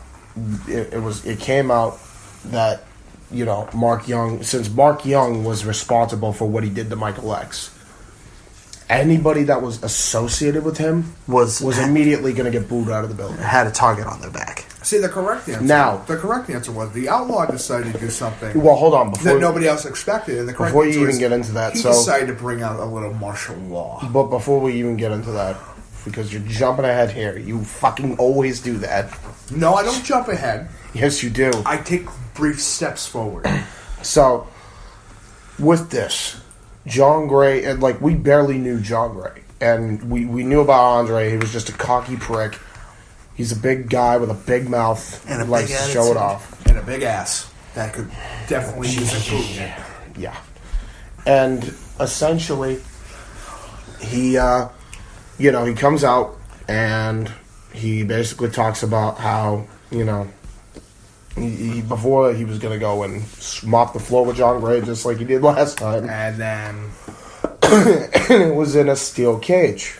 The cell block match, actually. Yes. Which we found out after. And, this was going to be a match type of some sort. We didn't know who even came up with the idea. We just knew it was going to be a match. So, we didn't know John Gray from a hole in the wall. We knew about Andre. Well, I mean, we did get his personal record and stuff like that. All that juicy information that's necessary. But anyway, we didn't know anything about him personality-wise. So, up to that point. We thought he no-showed. We didn't know what the hell he was. I mean, right after the Michael X thing, it's expected, No, don't even pretend like you didn't know what happened. Shut up. I know. Shut up. Shut up and stop. I'm saying from the fan perspective, let me get this out. From a fan perspective of somebody in the audience, it's understandable that after that, Who the fuck wants to go up against a Maggie after what just happened? Yeah. Who wants to deal with that nonsense? No. Well, no one should. Our friend, me, made a little phone call. Yeah. And then that leads to, well, yeah, continue. Well, that leads to, we thing. think Andre's going to win by default. Bell's never run. We're all disappointed because we thought we were going to get a main event that night. With no contest as well. With a no contest. And then, all of a sudden, we see little Andre walk into the back. He's on the phone, I'm assuming, with Mark Young. Yes, he is. And he's walking towards a limo. And then all of a sudden, we see little big John Gray, which I know makes no sense, but Big John... He was pretty big in that motherfucking monster truck. Which came out of goddamn nowhere. Which, by the way, just to let you boys and girls know, if you want to know what type of monster truck that was, without all the little tags and things like that, the body and frame is actually of the classic Gravedigger. Yes, if you didn't know that, the body and frame is of the original Gravedigger. So yes, John Gray stole Gravedigger. and repainted it. He didn't steal it. He borrowed it. And then he gave it back. Oh, yeah. We'll go with the borrowed thing. That's why we had to deal with the cops at the end of the night going, hey, we're dealing with the missing monster truck really quick. That came out of fucking nowhere. And, of course, he decided to do the coolest thing in the world. He squashed the limo. With Mark Young inside. Kind of like a... made him suffer his own injuries. Yeah, which is fine. Which, again, gives us the greatest analogy ever. John Gray decided to steamroller a tube of toothpaste. Oh, look, a Mark Young came out. Damn it, we almost got completely sued. Yeah, but let's be honest. And also, you gave him an automatic bye in the tournament because he wasn't originally supposed to be in the tournament after what he did. That is true. However, we can at least say this. Let's both agree on this. That is a great moment for television. He's not. I hate to be that guy, John, but he does have you there. Not legally. Listen, all I told him was, hey, Mark Young's here tonight. You have a match with little Andre. We can delay your match with him for like maybe an extra 10 minutes if you need to set up. My God, I shouldn't have told him that in 10 minutes. Because in 10 minutes' time, he didn't just, we'll say, borrowed, in air quotations, really quick, borrowed a monster truck where he got from a specific area that I have no idea could have possibly came from just have no idea. All right, besides and all of a sudden, decided to squish a limo like a tube of toothpaste in order to get little Andre on edge, which... He didn't get him on edge. He decided to beat the shit out of him a couple seconds later, telling him that, welcome Peacemaker to my yard. DDT. Welcome to the cell block. And he just brings him out. Why would you do that? Well, he brings him out. And then next thing you know, we're seeing him hold him in place as the cage is coming down, trying to have him Luckily, our cameraman's smart enough not to show that. Yes. Yeah. Because I don't think anybody in the world really needs to see a homicide happen. I don't care who you are. Detective homicide live on national television. Although we did see one of those later on, but more on that later. And Jim gave you and John so much shit for this. Yeah, but you know what? I'll say this. It was totally worth it. So in any case... We're almost done. Yeah. So in any case, we have, of course, the greatest moment ever. John Gray announces the cell block match. Now, the stipulations, if you are living under a rock and if you're familiar with war games, this is what the cell block is. Except it's one-on-one. Except it's one-on-one, and it can be more than one-on-one. Somebody told me you can go up to 6. Yeah, but 6 is the limit because, hey, cell block fight. No, we'll go prison rules. Yeah. Think of it as jail rules where you can put more than one person in a cell at a time. So think of it as a steel cage match with a roof on it, which means you can't escape. Well, it's a steel cage match with barbed wire at the top of it, by the way. Not a cage. Not a cage top. Barbed wire at the top. Why? Also, if you get out or you try to escape, you get ripped to shreds. And if you get outside, you're disqualified. Just like prison. Hey, guess what? You just try to escape. Guess what? You're going to get tossed back in. If you're lucky. If you're lucky. Or if you decide to run out, you forfeit. You're disqualified. You are done. Yes, I understand. It's a cage match. But yeah, you get disqualified. You get in this case, you will get disqualified. For You have, trying to and the escape only way the to win, the only way to win is by pinfall. Yep. You have to knock your opponent to the point where you get a 3 count. Yep. You got to knock him out so he's your little prison bitch, and you can have your way with him. Whoa! Hey, it's prison rules. Shut up. Now, when do we get the shanking in the shower match? No. Let's not. Thank you very much. Anyway, as the match is going on, if you thought their first encounter could be the coolest thing ever, if you thought the first match was brutal, God, watch this match. it's way better, and the commentary is actually way better. My jaw dropped in the back when I saw this. The Winchester rifle debut. Yep. Yes. And on top of that, we get to see John toss this 300-pounder up in the air like a fucking flounder. I had the misfortune of sitting next to Corey Dangerous while this match is happening. But to see the look on his face when John Gray hit Winchester... Oh, totally 100% worth it. He went stiff as a friggin' board. All the color drained out of his face. Jaw dropped halfway to the floor. Eyes bugging out of his head. Oh, so he's what happened when a scorpion gets stung by its own stinger. Oh, yeah. Yeah, screwed. But, hey, you know what? We got an incredible match out of it and a blood feud. Yeah. To go with it. On top of, Mark Young, hey, we show he crawled out. He's fine. I mean, he was, he was injured. He was squished like a goddamn tube of toothpaste. Oh, it doesn't just end by a here. fucking steamroller, but hey. It doesn't even just end here with Andre and John Gray, because then we get into the next match. I'll say this, thank God he went for the monster truck and not the steamroller in the parking lot. Yeah. We would be looking at a different scenario. A very different scenario. We'd be shut down by the government. Yeah, at least he went with something that crushes over cars, not Now, the thing that squishes cars into a fine paste. This like a doesn't pancake. just end here. We get to the next match, which also involves these two. Little Andre, John Gray, Sean Maverick, Kyle Weaver, Brandon Curtis, and Chris Phoenix in the first ever Blood Money ladder match. Now, obviously, the tagline came later. Yes, but we're gonna dub it like the first unofficial Blood Money match, retroactively. But even then, this match has a moment where me and John both said, "What the hell's happening?" Because this was impossible to call. As you will see, there was so many bodies. I'm going to call this now. And Immortal, we are going to have a fucking tough time calling that match. You think? Wait a second. Yes, there's 3 of us, but my God, is that going to be a... I'm glad there's 3 of us and not 2, because our voices would be fucked for another 2 weeks. Again. Thank you, Captain Obvious. I'm just saying, it's one of those matches that, because... Let's just go over one spot. Not only is Kyle doing the goddamn Dynamite Destroyer on Sean Maverick on the ladder, and dude, he doesn't like what the he doesn't just do it to him. He does it to everybody, including Little Andre. Little Andre and Sean Maverick specifically.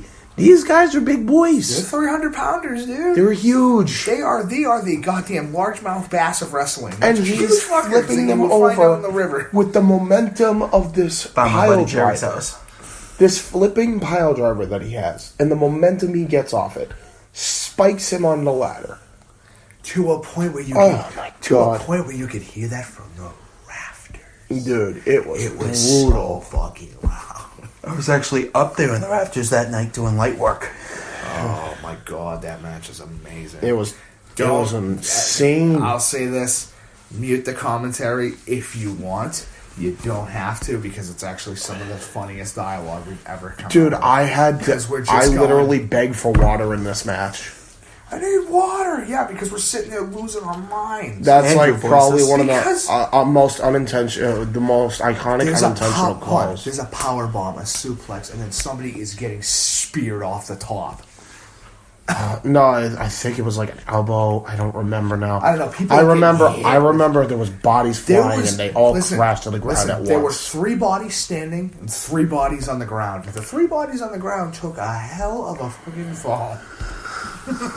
It was insane. It was amazing. Shut up. You know it's true. It's great. Brandon ends up getting the win. It's amazing in a twisted, sadistic way. But in any Brendan case, wins the match, and by the way, we forgot the stipulation. The winner of this match not only is in the tournament, but they get to choose their opponent. And Brendan got who does Brendan pick? Everybody in the match was already in the tournament because, with the exception of Kyle, there were some people that weren't in the tournament officially yet. But for those who were, not only do they win it, everybody had the same stipulation. You could pick your opponent. And of course, why not do the coolest thing that he possibly could? Why not give his brother in arms, his tag team partner, somebody who's helped him out almost a good chunk of his life, a shot at the gold?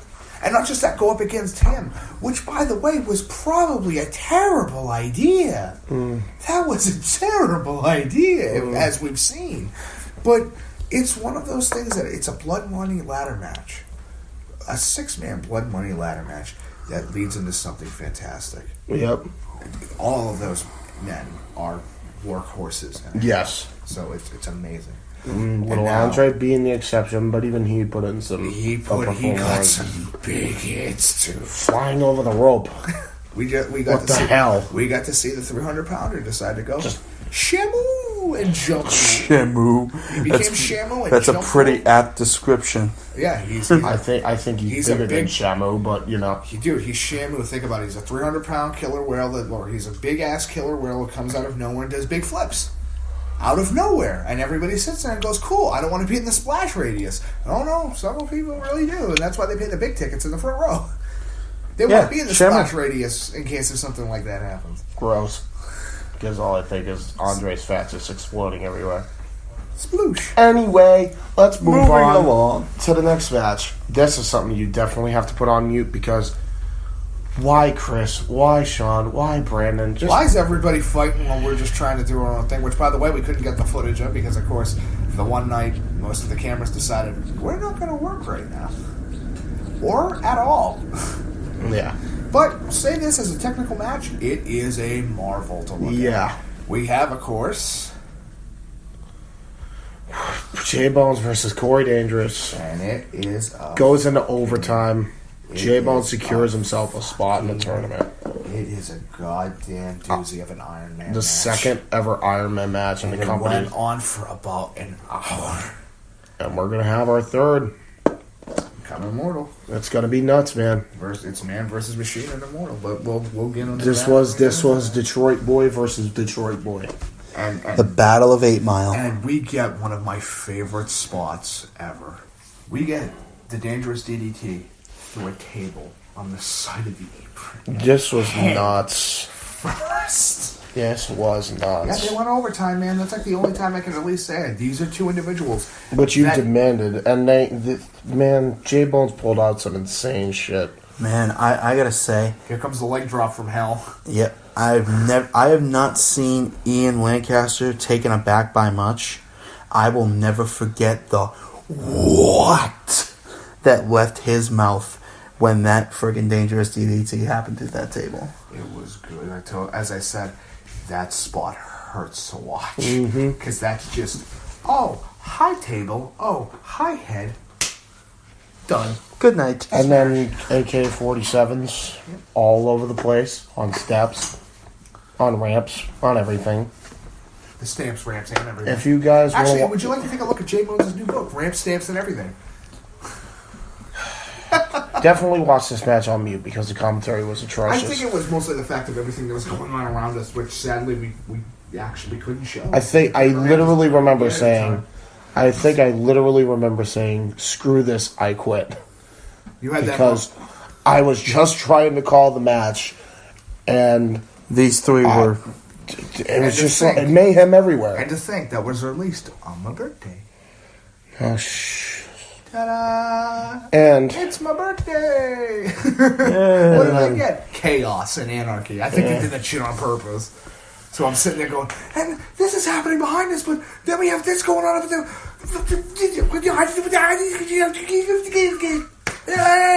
That's basically what happened. I'm not even joking. Like, that's why I literally my voice wasn't just shot. I couldn't talk for 3 days. Dude. The quietest it's ever been in my house. Fuck this shit, I'm out. Dude, I left, and then I came back. He left, and then I left, and guess who I else came left? back a month The crowd later. left, and those two assholes were still fighting. The cameras were turned off, the power was shut down to the building, and those two assholes were still fighting. But anyway. Not just that, they were tearing down the building. Yeah, so if you because want... they needed to do new construction, you'll never believe what happened. If you want... Those two assholes were still fighting. Just watch this on mute. Anyway, speaking of matches you should watch on mute. Full Metal Mayhem. Johnny Starr versus Chris Phoenix versus a mystery opponent, and we don't know who it is. Surprise, it's Mark Young. That's a shit surprise. Yeah, it's like a lollipop covered in crap. I gotta tell you, It's like a dick flavored lollipop. It's just useless. I gotta tell you, I was a huge Green Day fan for the longest time. Now Boulevard of Broken Dreams leaves a bad taste in my mouth thanks to Punk. Hey, that's why he doesn't use it anymore. Now he's the badass. Oh, look at me. I have a Superman complex. Oh, I wear a stupid jacket and I have a haircut that makes me look like a goddamn toddler. The Superman complex is the least of our worries. Yeah. The biggest one of our worries is, hey, what goofy ass outfit is he going to show up in now? I'm almost afraid to look at him. Let's think about it. He wore a unitard. The retard wore a unitard. That with a green jacket and a backwards cap. What 1990s reject boy band member are you? And how come? And it's a Letterman jacket, no less. And how come we can get you in factory supply, specifically the douchebag edition? It doesn't just end there. Yeah, and that's a match, by the way. I'll admit. It's a match. Johnny and Chris, Mark, they put on a hell of a show. Yeah, Johnny eked out the win, got himself a spot secured in the Gold Rush tournament. You won. And then the real scumbaggery starts. Johnny Starr. Yeah, he's in the ring. He's celebrating, and then Mark Young comes out of nowhere from behind with what he calls now Lucy. In case you didn't know who Lucy was, it's a sledgehammer. Kind of like Negan from The Walking Dead having his own personalized baseball. Except Negan was cooler and wasn't an ass. Yes, he's an ass. Oh my god. Yeah, dude, he's like the main villain of the whole show. Anyway. And I don't even watch the show, and I know that. Anyway, just like that, he decided because any individual that has, well, I guess some format of class, names their toys that they use. And god damn it, the one good thing he's able to use is a sledgehammer out of all the friggin' things. Yep. He listens to way too much Peter Gabriel. And watches way too much Triple H. Sledgehammer. Shut up. Anyway, yeah, he beats down Johnny because he gets all mad, all angry. I lost and my unitard's too tight for my head. All the blood is rushing down to my toes, and my boots are too tight. It's like the fucking mentally challenged kid at the Special Olympics. Oh, my shoes hurt. This time, hey! I used to help the Special Olympics kids. Don't. Yeah, you're the one running around going, my shoes hurt. I'm not the one that. Shut up. First off, no. Watch them run. First off, the fact that you're saying the fact that you're saying this, and yet Michael X and James Archangel are autistic, guarantee you they would come right next to you and kick your ass. I know that Michael X would love it, and James Archangel laughs at the dumbest jokes ever. Yeah, that's true. He laughs at the dumbest jokes that's ever. That's very true. I'm just saying, the Special Olympics thing is still funny.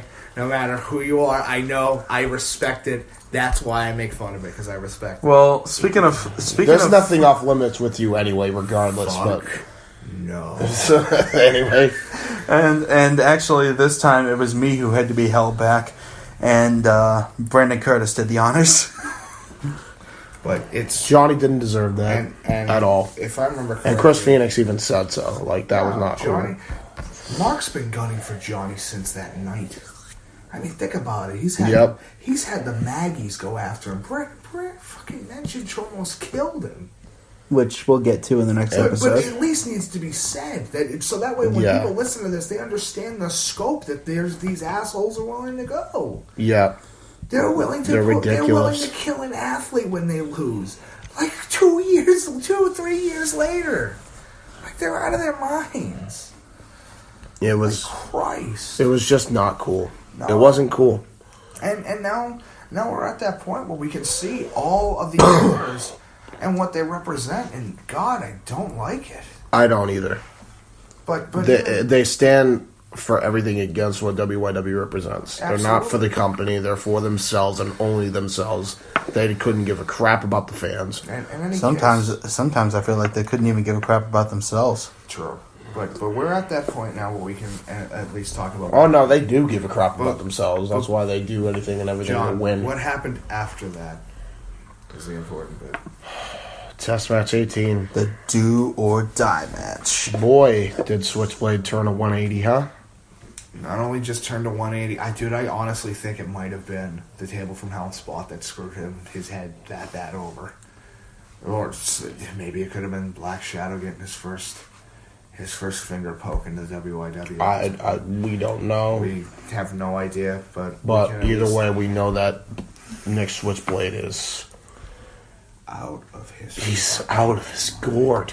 But that match is so brutal, man. God damn brutal. There's a reason it's called Do or Die. Because they almost... It's kind of like the game Skate or Die. Like every single time that they got like max points, there's a skull. Except in this, the max points were causing each other pain. And we get to see the sickest alley-oop bombs and the sickest death from Hauppauge ever caught on camera. Sickest switchblades.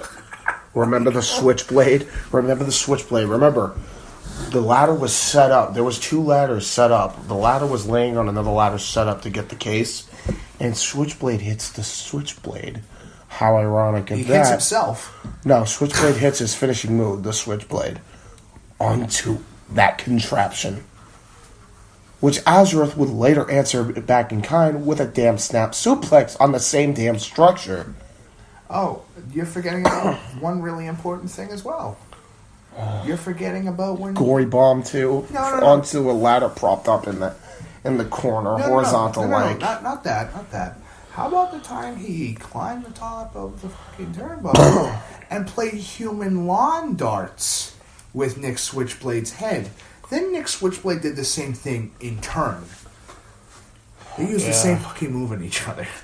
That's from above. If you didn't watch it, Casey, watch it. He did. Shush. If you don't remember that, watch it again, because you get to see them play human fucking lawn darts, and I think they're trying to get points. Yeah, which is honestly terrifying. It's not, and not just that, best not thing in the head world. first off the mat. No. Head first off of a ladder with a ladder on top of it. So all you're hitting is a square box of pain. Yep. And just know, it sucked. It hurt. We're sitting there watching this happen, and we just down. No. They wouldn't stay down. They wanted that contract. This is after Azareth's back injury, too, and he came back and he took even worse than what he did against James York. And this time he actually won. Because this was his last chance, and it was... it was both of their last chance. It was potentially their last chances. And hence why it was billed as Do or Die. Of course, Switchblade would get in... Anyway. Under devious circumstances, because... He's a bastard. But, Child as well. But... That match, if you want to, even commentary's sake, we can always say the commentary isn't terrible, like to a point that you can't watch it with it. But my God, is this match so goddamn brutal that you have to just watch it. It is one of those matches that we can all sit down and agree. When we came back, this match hurts to watch. It still does to this day. This match I have a fucking headache every time I watch this goddamn match because it hurts to watch, dude. You're watching human lawn darts. It was bad. He's sitting there with poor Nick Switchblade, poor Azareth, up in the goddamn air, and he decides, I'm going to drop him forward on the top of his fucking head. It was bad. I'm going to drop him on the top of his head. Not once, not twice, thrice. Yep.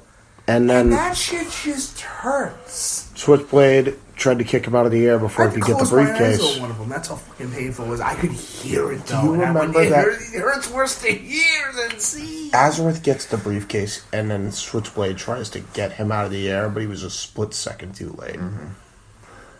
He was pissed. He was freaking out. Pissed. He was freaking out. He almost tipped our table over. and he was about to concerto him to end him and take him out because he couldn't win the match. And then Ian Lancaster shows up and saves his ass. Saves his ass is kind of an overstatement because. Would you rather Nick Switchblade beat you or Ian? Let's be honest. Well, Ian just hit the Joker's carousel on him. I guess that's a little worse. I guess that's a little less worse. Less worse than a chair to the head. Yeah, I would say so. But because the Joker's carousel, you're going at least for a couple second ride. 8-second ride, and then you hit the ground, and then you go, "Oh, cool, nap time." With the chair to the head, oh, I have a concussion. Oh, wait, I have a concussion on top of the concussion that I already have. Oh, wait, I have a concussion on top of the concussion that I already have. That it's already a goddamn concussion itself. I have so much brain injury, I might as well just be a kid in a chair slobbering all over himself. Oh, man, Azrath, you're nuts. And, of course, Ian Lancaster, he did what he did, and Azrath was like, why? And he's still pissed about that, and I don't blame him. Hey, you know what? He said, if I remember correctly, Ian looked at him and he goes, why not? You give me a reason why I shouldn't have. And my God, Azrath cannot come up with a single one.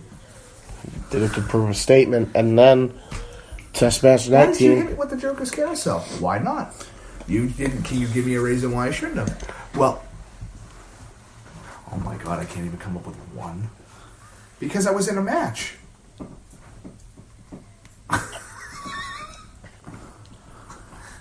And it's very true. Your point. And then we have test match 19, the first ever tag match. There was 2 out of 3 falls, and the winner that got the final pin. And oh my God, is that ending bit the best part of that whole match? I don't even remember anything else about the match except I know that they got 1 fall and then they got another fall. That's all I remember. All I remember is it was the ending spot more than anything else. The super kick, the ISK, and the sonic screwdriver. And not only do we see the beauty of the ISK when it first hits by Chris Foster, we get to see the first time a tag team has gone for a simultaneous pin, and we had to check the goddamn footage to know which one did it. Because both of them could not go into the tournament. One of them could. At that time.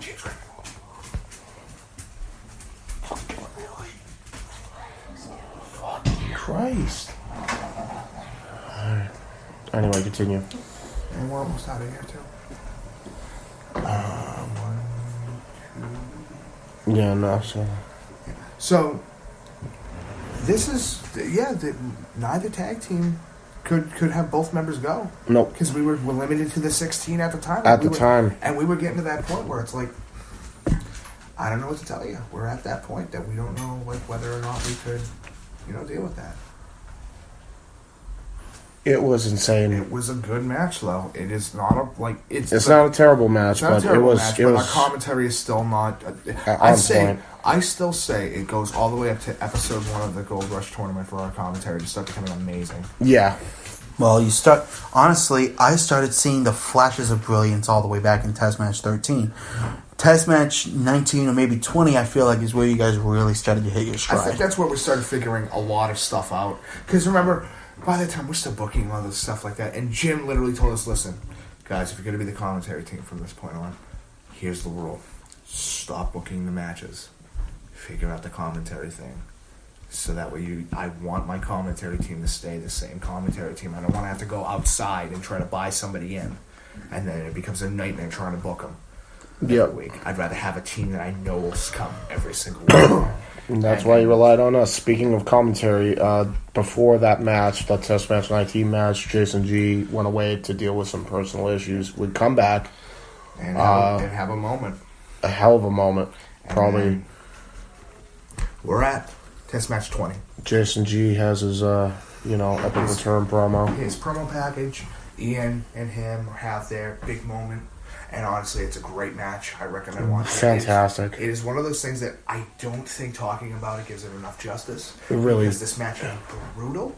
So I would recommend it as if you're listening to this is the one match we can at least say before the tournament, before we even get into all that, this is one you have to watch so that way we can at least So that way you know what you're getting into after that point. And then visually might not look appealing, but it is brutal. It's brutal. And there's a lot going on, especially after the final bell rings. Yep. It's absolutely nuts. Once they did what they needed to do. But folks, it's not even at the very end. Mm-hmm.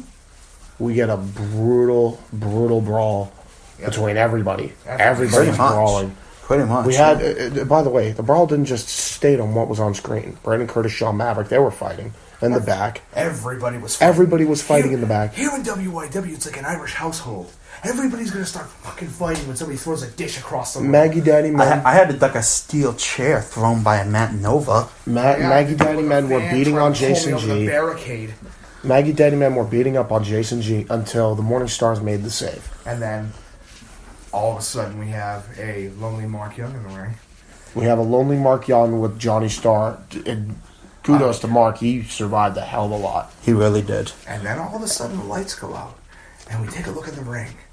And Michael X returns and beats the shit out of Mark Young. It was glorious. And then we have a moment that will live, a singular moment that will live in infamy. Azareth Smith comes onto the ramp, beckons Michael X to come over. It wasn't just even that, James the Archangel.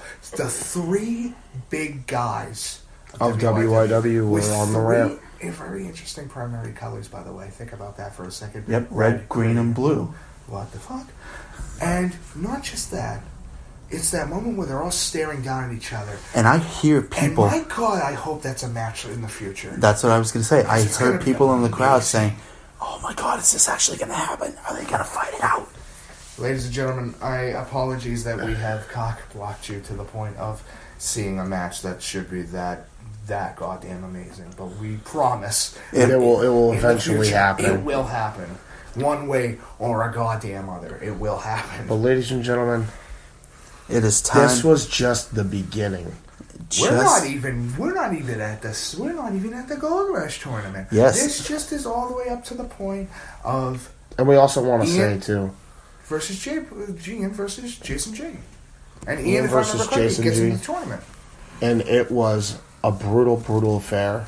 And it just gets more brutal from here on out. Yes, ladies and gentlemen, the one thing I will say about this to wrap it up, thank God Mark Young gets execution bombed onto the sledgehammer, and damn it, I hope the same thing happens to him. Are you sure you wanted to get execution bombed on the sledgehammer? Because here's what I want. I want Michael X to put him through the fucking ring. I want him to execution bomb his ass. Voted for truth. Well, with that, I want him to bury him 6 feet deep in the darkest pit in Gillette Stadium. I think there's 56,000 people that agree with you. Yep. And I count myself as one of them. And on that note, ladies and gentlemen, we're going to wrap up part 1 of everything you need to know before WYW Immortal. For Mr. Excitement, John Caterer, and the main man, Nathan Farrar, thank you very much again for letting us use your home for this. Yes. I'm the Wrestling Encyclopedia, Casey Gallagher, and it is time for the three of us to get on the road to Gillette Stadium. A posh hotel room awaits us, quick visit to the Beth Israel Deaconess Medical Center, and then the build-up begins. Yep. We cannot wait. Ladies and gentlemen. And just so all you boys and girls know at home, I'm going to give one subtle hint for who will be calling the main event match of Immortal, because it's time. Very true. We'll see you guys later. Ladies and gentlemen, keep safe and keep faith.